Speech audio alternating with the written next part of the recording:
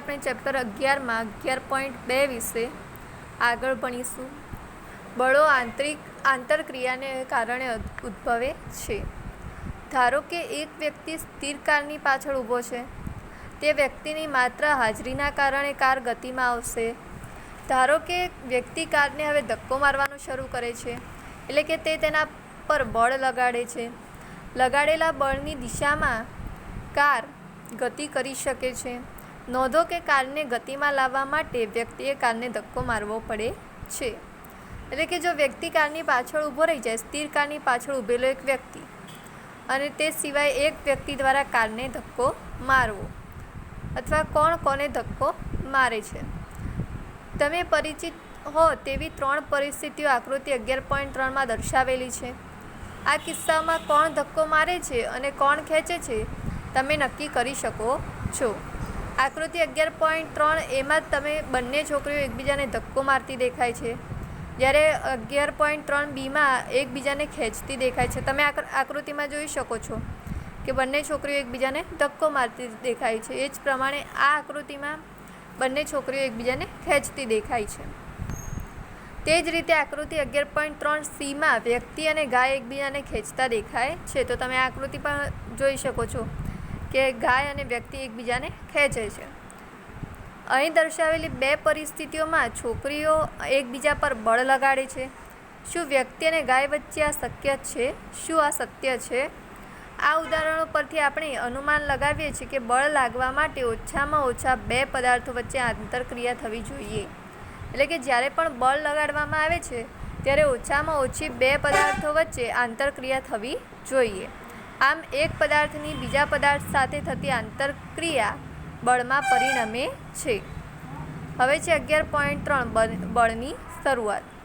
તો તમે અહીંયા પ્રવૃત્તિ 11.2માં જોઈ શકો છો કે ટેબલ કે બોક્સ જેવી ભારે વસ્તુ પસંદ કરવાની છે, જેને તમે વધારે ધક્કો મારીને જ ગતિમાં લાવી શકો છો. તેને તમે એકલા ધક્કો મારવાનો પ્રયત્ન કરો.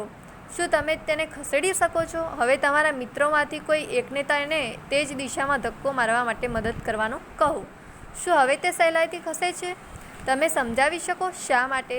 હવે તે જ વસ્તુને ધક્કો મારો, પણ તમારા મિત્રને વિરુદ્ધ બાજુથી ધક્કો મારવાનું કહો. શું વસ્તુ ખસે છે?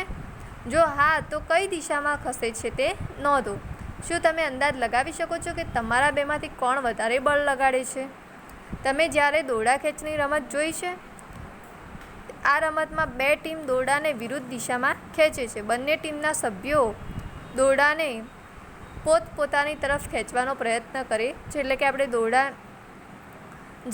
ખેંચની રમત હોય છે એમાં શું હોય છે, તો બંને ટીમ એકબીજાને ખેંચે છે. કેટલી વાર દોરડું જરાય ખસતું નથી. શું તે આકૃતિ 11.3bમાં દર્શાવેલી પરિસ્થિતિ જેવું જ નથી લાગતું? જે ટીમ વધારે જોરથી ખેંચે છે, એટલે કે વધારે બળ લગાડે, તે અંતે રમત જીતી જાય છે. એટલે કે જે વધારે બળ લગાડે એ રમત જીતે છે. આ ઉદાહરણો બળના પ્રકાર વિશે શું સૂચવે છે?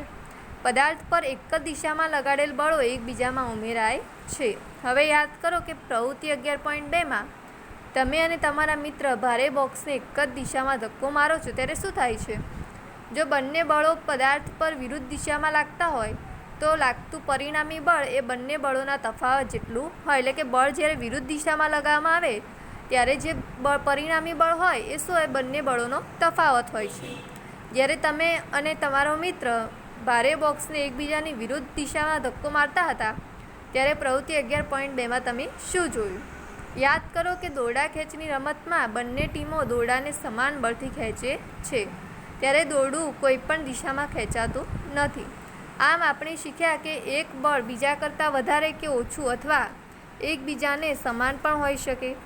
સામાન્ય રીતે બળની માત્રા એ એના મૂલ્ય વડે દર્શાવવામાં આવે છે. તો આપણે બળને શેના વડે દર્શાવીએ છીએ? તો એના મૂલ્ય વડે. બળ કઈ દિશામાં લાગે છે તેનો પણ આપણે ઉલ્લેખ કરવો પડે. જો બળનું મૂલ્ય કે દિશા બદલાય તો તેની અસર પણ બદલાય છે.